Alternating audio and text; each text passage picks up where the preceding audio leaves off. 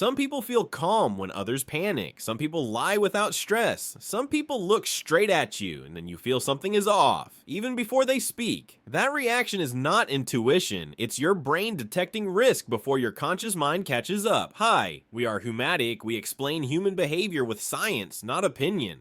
In the next few minutes, you'll understand what psychopathic traits actually are, how the brain responds to them, and why interacting with certain personalities feels unsettling across cultures. Without drama, judgment, or fear-mongering, imagine a coworker who never seems anxious, a negotiator who stays emotionally flat, a person who delivers bad news without guilt or hesitation. You may not label them, but your body reacts. Your attention sharpens. Your stress response subtly activates. That response is neurological. Psychopathy is not violence. It is not insanity. It is a cluster of personality traits. Low emotional empathy, shallow affect, reduced fear sensitivity, and altered emotional learning. Neuroscience links these traits to differences in how the amygdala and prefrontal cortex communicate. The amygdala processes emotional salience. The prefrontal cortex evaluates consequence and control. When emotional signals are muted, behavior feels cold, not chaotic. Here's a simple test you can use right now. Pause for a second and ask yourself this. When someone unsettles you, is it because they're aggressive, or because they're emotionally unreadable? Hold that question. We'll come back to it. If this helps, subscribe. We publish short science explainers twice a week. Your brain is a prediction machine. In everyday interaction, it relies on emotional feedback, tone, micro expressions, empathy cues to reduce uncertainty.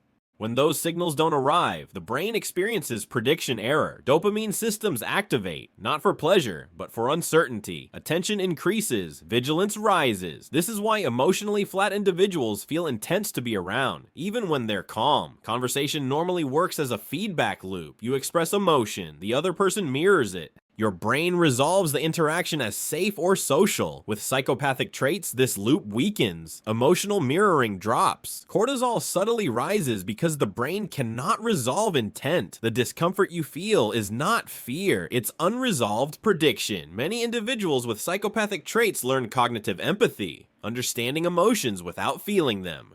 This activates reward learning circuits rather than attachment systems. They can be charming, persuasive, even likable, without emotional bonding. From an evolutionary perspective, these traits persist because they can succeed in short-term dominance, negotiation, and competition. The brain does not label them as evil, it labels them as unpredictable. Now return to the earlier test. If your discomfort came from unreadability rather than threat, your brain was responding to uncertainty, not danger. This distinction matters. Understanding psychopathic traits isn't about labeling people, it's about recognizing how the brain responds to emotional absence, and why awareness reduces confusion. When you understand the mechanism, the reaction loses its power. Psychopathy isn't chaos, it's emotional silence, and the brain hates silence. Awareness doesn't make you paranoid, it makes you precise. That's the real power of understanding human behavior. Not fear, not control, but clarity. Thanks for watching.